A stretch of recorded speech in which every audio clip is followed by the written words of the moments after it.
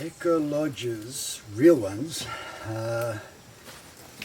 we can say they should be sustainable. What does that mean?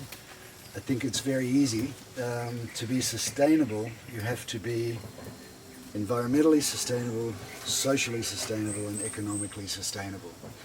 So if we look at just those three things, how does the business impact on the environment? Should be positive.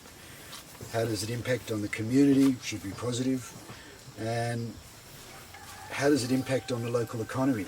Also should be positive. And it's a business, it's not a charity, so it has to function as a business, but a business with a, we could say, a conscience.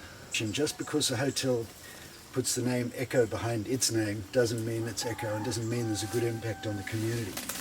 You really have to look into it. I urge tourists, guests, people who are thinking of travelling to look carefully. If it says Eco, then look in the website, see why they call it Eco. What really are they doing? Are they managing their waste? Do they have some gardens? Are they doing a project for nature? Are they working with the community?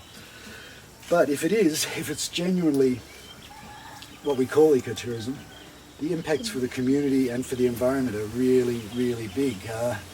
Remember that most of the natural places we want to protect are remote, and so there are limited economic opportunities.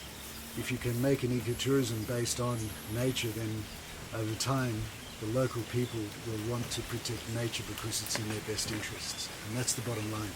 If local people are not doing it, if they don't want to do it, it ain't going to work. So if people are happy with the work, if it's making a difference to the economy, they're making some money, getting ahead, you know, they can start to grow the family economy, that's a really good thing. And by staying in genuine ecotourism properties, your impact is massive.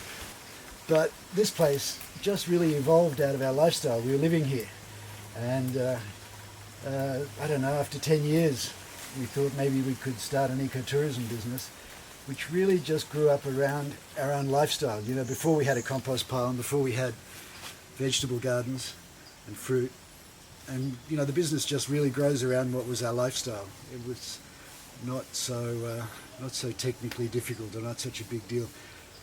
Here's a really important point that anybody who's thinking of doing this should bear in mind. Ecotourists are really nice people. You get a really different kind of people come to this kind of business, so being in tourism doesn't drive you crazy. An area that is not really changed much by tourism, what it feels like, what sustainable farming up in the mountains here is like, a cooler climate than the coast, with a lot less people. These kinds of people, bird watchers. If you like peace and quiet and nature and jungle and natural people, then this is a good place for you. But if you're looking for a conventional hotel, this ain't it. For everybody, building the local economy is probably the big priority. So we can see that birds have come back in the long time that we've been here, so that's a nice, obvious result that I'm super happy about. But also the football team, the kids' football team in the village, to be honest, that's turned out to be a really good project.